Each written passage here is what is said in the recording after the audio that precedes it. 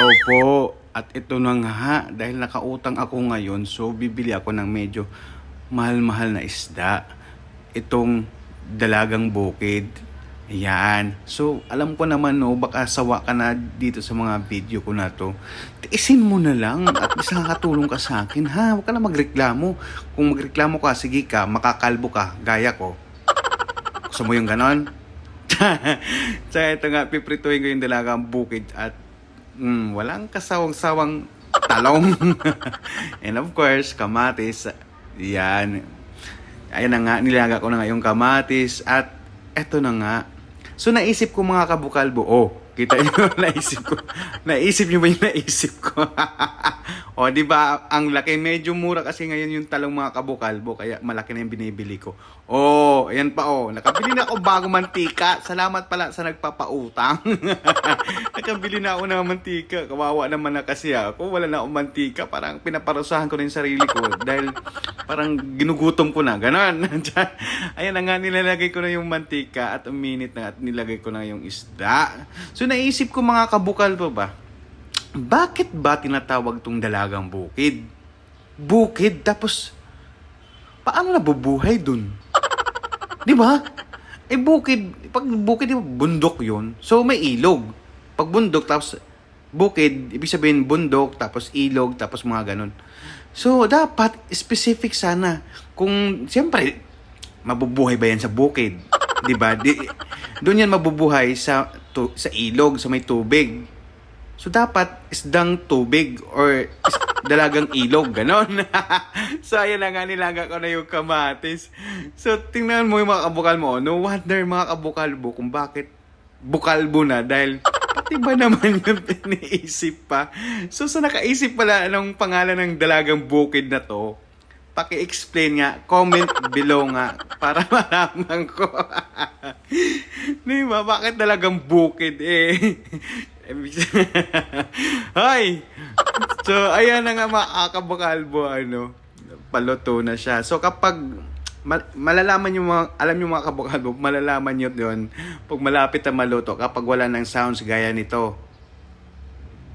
Diba? Wala ka naririnig. So, ayan na. So, mga kabukalbo, ako pag magprito ito, sabihin ko sa iyo, pag nagprito ako ng isda, nilalagyan ko po kasi ng harina para hindi po siya tatalsik yung mantika, para hindi ka mapasok. Mindset ba? Ganon. So, kung ayaw nyo naman na may harina, di wag. Gumawa ka ng sariling recipe mo. Recipe ko to, huwag kang makikialam. So, ayan na nga, ilalagay natin yung second batch ng dalagang bukid. So, medyo marami-rami itong dalagang bukid na binili ko mga kabukalbo dahil nga, hindi lang naman ito pang isang araw na budget. Baka inisip nyo, isang kainan ko lang to ha. Anong tingin nyo sa akin? Patay gutom? So, tingnan nyo naman bukalbo ko. Tingnan mo. May naiisip na naman siya sa talong. So, ano kayo masarap? Sugat-sugat. Walang kasawang-sawang talong. Ihampas pa niya yan mga kabolbo. Tingnan mo ha.